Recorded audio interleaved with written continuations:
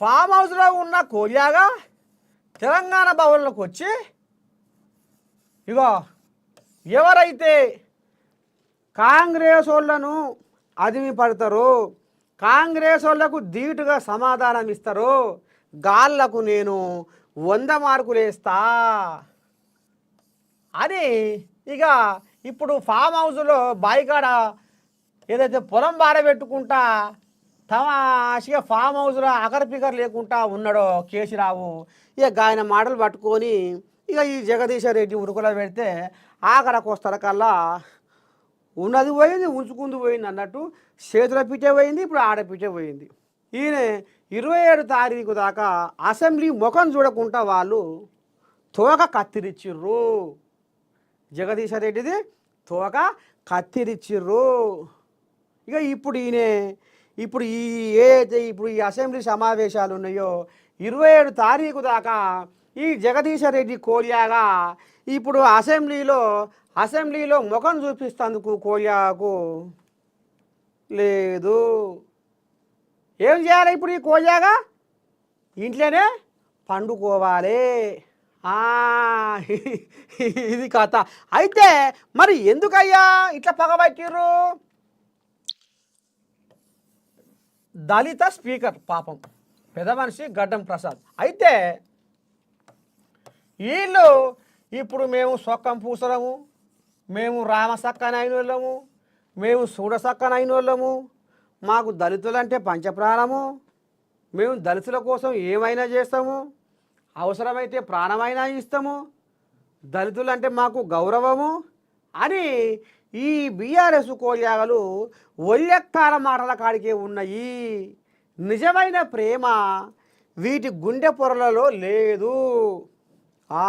అయితే ఇప్పుడు మనకు ఏమర్థం అవుతుంది అయ్యా నిన్న అసెంబ్లీలో జరిగిన కథ మీదకి వెళ్ళి అంటే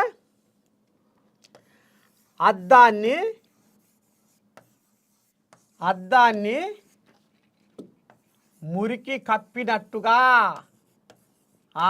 అద్దాన్ని మురికి కప్పినట్టుగా, మంచిగా కథ బాగుంటుంది. అద్దాన్ని మురికి కప్పినట్టుగా ఇక గర్భస్థ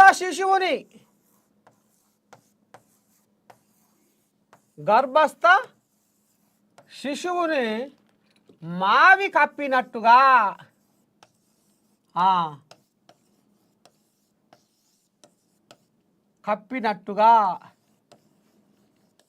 ఇది కథ. ఇక్కడ నిన్న అసెంబ్లీలో మరి చెలరేగి ఉరుకులో పెట్టిన జగదీశ రెడ్డి మాటలు వింటుంటే ఇవాళ యావత్ తెలంగాణ జనానికి ఏమర్థమవుతుందయ్యా అంటే అద్దాన్ని మురికి కప్పినట్టుగా, గర్భస్థ శిశువును మావి కప్పినట్టుగా, జగదీశ్వర రెడ్డి మనసును అహంకారము కప్పినట్టుగా తయారయ్యింది. కాబట్టి జగదీశ రెడ్డి గుండె పొరలకెళ్ళి గిసవంటి పలుకులు, శిలక పలుకులు తన్నుకొని వచ్చినాయి అనేది ఇవాళ తెలంగాణ జనాలకు అర్థమైంది. ఏమర్థమైంది? జగదీశ రెడ్డి మనసుకు ఏం కప్పుకుంది? అహంకారం కప్పుకుంది. కాబట్టి ఇవాళ నిండు అసెంబ్లీ గోలిగా ఒక గౌరవం లేకుండా, ఒక విలువ లేకుండా, నేను జనాలు గెలిపించి శాసనసభకు ఒక చట్టాలను చేసే శాసనసభలో నేను మాట్లాడుతున్నా అనే ఇంగిత జ్ఞానం లేకుండా ఇవాళ విచ్చలవిడితనానికి తన బుద్ధిని పారేసి ఈ రకంగా అసెంబ్లీలో నోరు వారేసుకుండు. కాబట్టి ఇవాళ బీఆర్ఎస్ కోల్యాగలు ఎన్ని లెంకలు కొట్టినా ఆఖరికి వస్తారకల్లా స్పీకర్ చేతిలో, గడ్డం ప్రసాద్ చేతిలో ఈయన మంగళం పెట్టి ఒత్తబడిండు అనేది మనకు కళ్ళారా కనబడుతున్నది. మరి దీనికి అందరికీ కారణం ఏమనిపిస్తుంది? అహంకారము.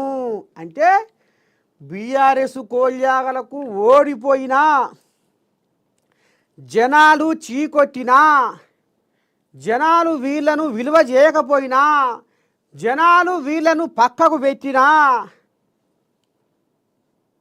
వీళ్ళకు ఇంకా ఏం తగ్గలేదయ్యా. అంటే అహంకారము తగ్గలేదు అనేది ఇవాళ తెలంగాణలో అక్కడక్కడ వినపడుతున్న గుసగుస.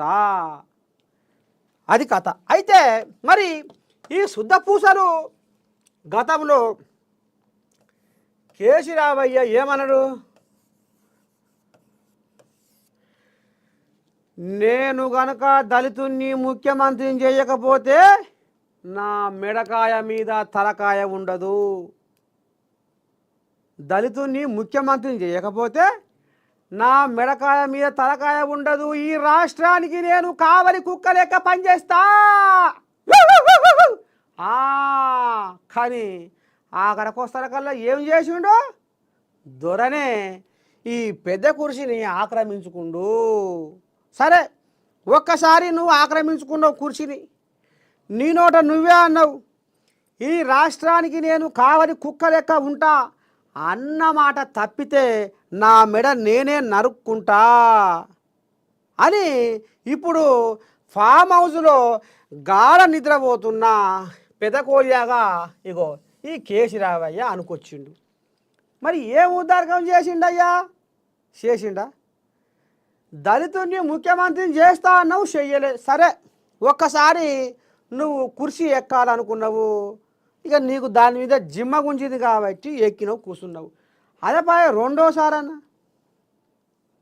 అయ్యో నేను పుసుక్కున్న మాట ఏంటి, దళితుడిని ముఖ్యమంత్రిని చేస్తా ఏంటి, రేపు జనాలు ఎన్ని తీర్ల ఎత్తి పొడుస్తారో, రేపు జనాలు ఎన్ని రాయవారి శుద్ధులు ఏంచిపోస్తారో ఏమో అన్నా గింతనన్నా కేసీరావుకు ఏమన్నా అనిపించిందా? రెండోసారన్నా దళితుల మీద ప్రేమ చూపించిండా అంటే మొత్తానికే పక్కేసి పండబెట్టిండు. ఇగో గిది కథ. ఇక దళితులకు 3 ఎకరాల భూమి ఇస్తాడు.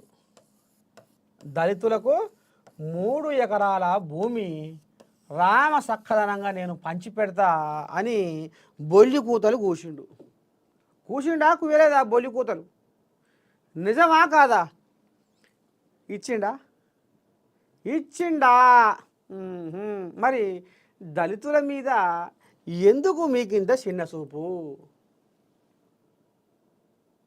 అంటే మైకు దొరికించుకొని మేము దళితుల కోసము ఎట్లా తారాడుతున్నామంటే, ఎట్లా బాధపడుతున్నామంటే, దళిత బిడ్డలను మా కడుపులో పెట్టుకొని చూసుకుంటామని కన్న కథల పడుకుంటా మాట్లాడతారు. మరి మీరు చేసిన ఉద్దారకం ఏంది? ఒక అత్యున్నతమైన స్థానంలో ఉన్న స్పీకర్ కుర్చీకే మీరు విలువ ఇస్తలేరంటే ఆయనే దళిత జాతి బిడ్డ అనేనా? దళిత జాతి బిడ్డ అనే ఇవాళ మీకు ఎక్కడ జీర్ణించుకోలేకపోతుర్రు. ఇవాళ బడుగు బలహీన వర్గాలంటే ఇవాళ కల్వకుంట్ల కుటుంబం వాళ్లకు, బీఆర్ఎస్ కోల్యాగలకు ఎంత కాడికి వాళ్ళు కండల నిప్పులు పోసుకుంటుర్రో దళిత జాతి అంటే ఇవాళ అసెంబ్లీ సాక్షిగా తెలంగాణ మొత్తము తొంగి చూసింది. ఇది కథ. ఇక ఆయనే ఏమైనా నెలకు 2,75,000 పైకం తీసుకుంటుండు, తమాషగా పోయి ఫామ్ హౌస్లో వంతుండు. ఏళ్ళ కాగానే జీతం టైంకు రాగానే పోతుండు, జీతం తీసుకుంటుండు, తమాషగా అకరపికర లేకుండా నమో నారాయణ అనుకుంటా కాలు మీద కాలు వేసుకొని కాలు ఊపుకుంటా మంచిగా నిద్రపోతుండు. 3 మాటల 3 బుక్కలు తిని. అయ్యా మరి ఇప్పుడు జగదీశ్వరెడ్డి నోటికి అద్దుపద్దు లేకుండా శాసనసభలో ఈ రకంగా స్పీకర్ను అవమానపరిచే విధంగా మాట్లాడవచ్చునా? ఇందుకనేనా సూర్యాపేట జనాలు ఈయనని చట్టసభలకు పంపించింది? పోయి పంచాయతీ చేస్తానికేనా? ఏం పంచాయతీ అంటే ఏం పంచాయతీ? ఇక్కడ ఒక ప్రజల సమస్యల మీద నువ్వు కొట్లాడు, అది వాజివే. ఎవరైనా చట్టసభలకు పోయి జనాలు ప్రజలు ఓటు వేసి గెలిపించరు కాబట్టి ఇవాళ మీకు చట్టసభలలో జనాల పక్షాన మాట్లాడే అర్హత ఉంది, జనాల కోసం కొట్లాడే బాధ్యత ఎమ్మెల్యేల మీద ఉన్నది. కానీ ఇక్కడ ఏకవచనంతో సభ నీదా ఎబ్బెట్టుగా ఈయన సొమ్మంతా ఎవడో గుంజుకొని తిన్నట్టుగా. ఇప్పుడు ఎవరైతే గెలిపించిన జనాలు ఉన్నారో, అయ్యా నిన్ను గెలిపించింది జనాల సమస్యలు, మా బాధలు మా గోసలు చెప్పు నువ్వు సాధ్యమైనంత వరకు. కానీ నువ్వు శాసనసభలో గీ ఒళ్ళెక్కడ మాటలు మాట్లాడి మా ఇలువ తీస్తావా అనే కాడికి వచ్చింది ఇప్పుడు సూర్యాపేట జనాలకు. ఇగో గిది కథ. ఇప్పటికైనా జర్ర నాయకులు మరి కళ్ళు తెరిచి అసెంబ్లీలో ఏం మాట్లాడాలి,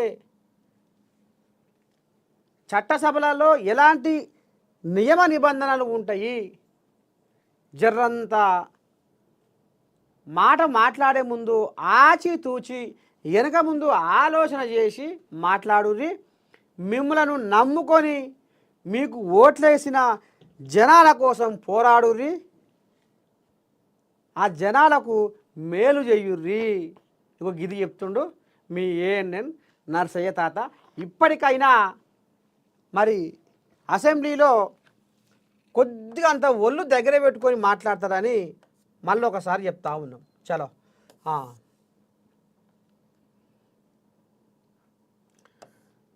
మహా ఇవా ఇంట్లో ఏమొచ్చిందా? జగదీష్ రెడ్డి సస్పెన్షన్. ఇక ఇంట్లో గదే ఉంటుంది భాగవతం. దక్షిణాది హక్కుల కోసం గిన్నె నీళ్ళు